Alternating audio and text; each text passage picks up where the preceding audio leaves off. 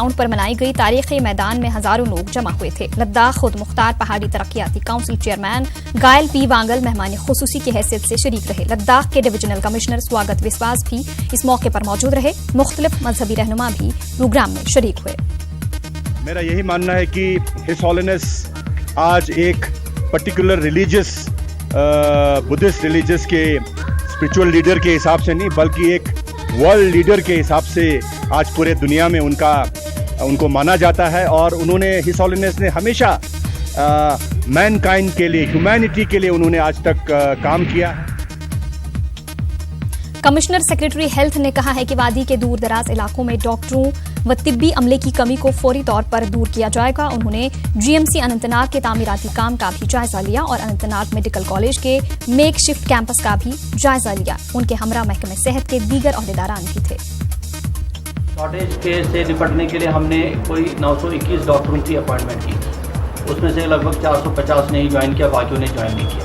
अब जो वैकेंसीज रह गई हैं उनको हम फटाफट उनको फिर से एडवर्टाइज करेंगे। हम कोशिश करेंगे कि जो बाकी इंटरनेशनल ह्यूमन राइट्स ऑर्गेनाइजेशन की जानिब से सुंबल सुनावारी में मंशियात के बढ़ते इस्तेमाल पर एक प्रोग्राम मुनाकिद किया गया।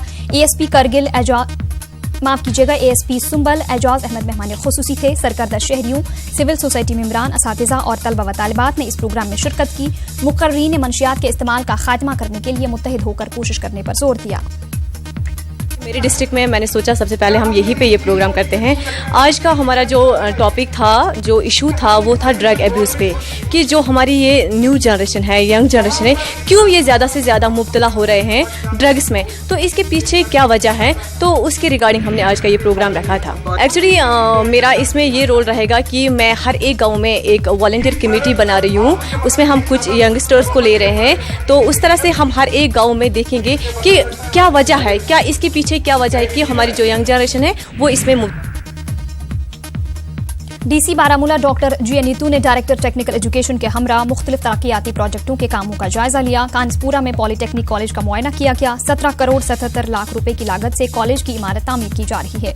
डीसी ने तामीराती कामों की रफ्तार को बढ़ाने पर जोर दिया। इतू ने 8 करोड़ रुपए के सरफ करने की बात कही गई है।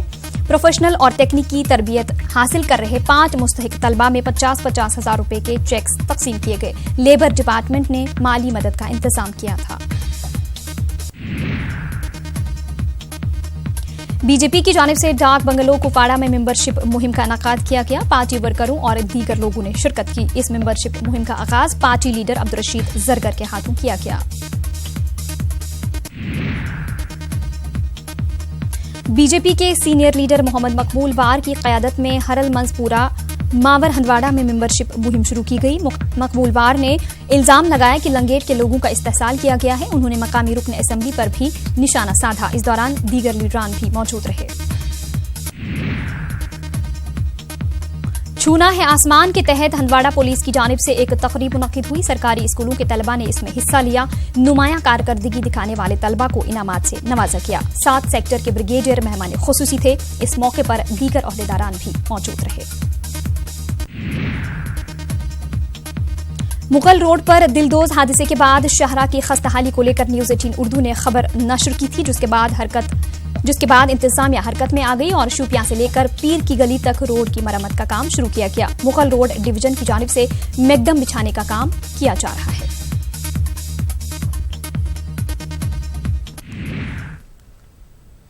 नाज़रीन, कश्मीर न्यूज में अब वक्त हो गया हमारी खुसूसी पेशकश डुगर खबरा का। तो आइए आप देखिए जम्मू की खास खबरें।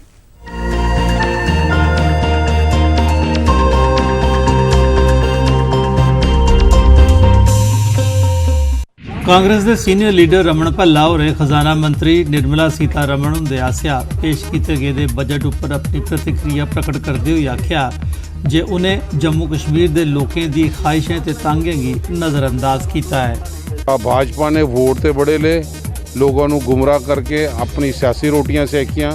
जम्मू कश्मीर के हालात नूं एक्सप्लाइट करके हिंदुस्तान च प्रधानमंत्री भी बने। लेकिन कल लोग जिले टीवी के अगे बजट देख रहे सन, जम्मू कश्मीर के एक भी बजट का ऐसा प्रोविजन नहीं कि जम्मू पुंछ की रेलवे सर्विस ला सकन, जम्मू पुंछ का आल्टरनेटिव नेशनल हाईवे लगा सकन, जम्मू का कोई बड़ा प्रोजेक्ट दे सकन। नरेगा जैसी स्कीमां नूं लागू करने वास्ते कोई प्रावधान रख सकन।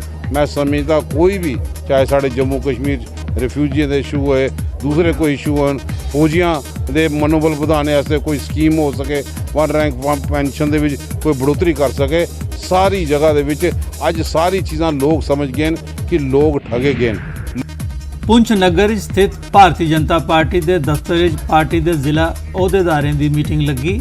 मीटिंग पार्टी के नवे मैंबर बनाने बारे चर्चा की गई। मीटिंग दसिया गया जे पार्टी के 1 लाख नवे मैंबर बनाने का टारगेट रखा गया है।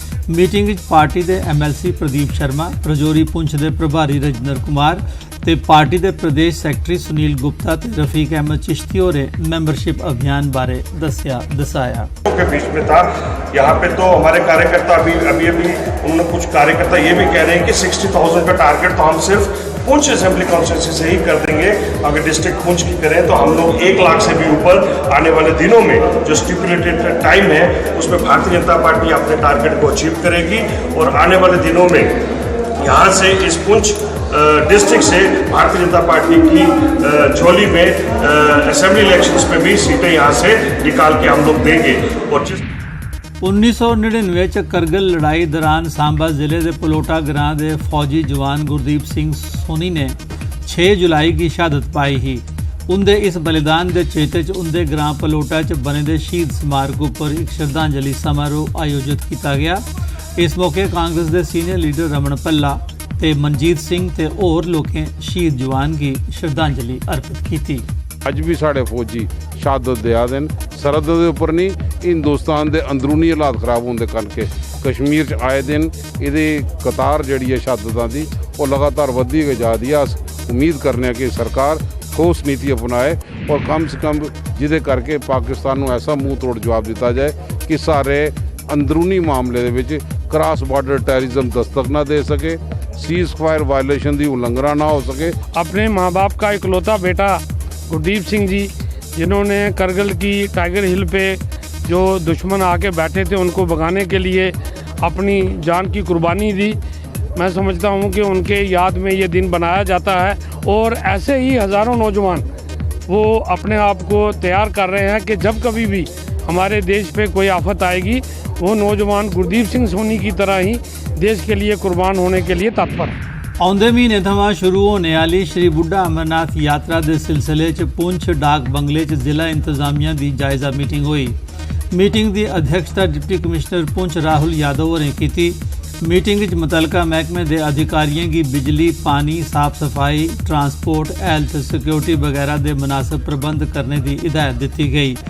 मीटिंग च बख-बख समाजी, धार्मिक, सियासी संगठनों के अलावा पुलिस ते सेना के अधिकारियों भी हिस्सा लेता। बड़ी विशाल एक मीटिंग रखी गई थी जिस विच पूरे डिस्ट्रिक्ट एडमिनिस्ट्रेशन सारी आई दी सी, जिस दे नाल सिविल सोसाइटी के जिहड़े लोग सन वो भी सारे आए दे सन और उन्होंने सारिਆਂ ने यकीन दहानी दिलाई है कि जिहड़ी यात्रा है इसों लैके की परेशानियां ने इस यात्रा नूं लैके किस तरह दीयां सहूलतां असीं यात्रियां नूं देनियां ते कड़ी परेशानी जिहड़ी वक्त तो पहले दूर की जाए। इस वास्ते पूरी मीटिंग विच सारे ने अपने विचार रखे।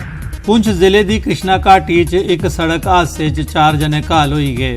मनकोट तहसील के ग्रां कहानी जार दी टाटा सूमो पर कृष्णा घाटी के देवता इलाके च ड्राइवर कंट्रोल नहीं रखी सकिया ते सूमो 50 फुट डूंगे नाले च डिग्गी पई।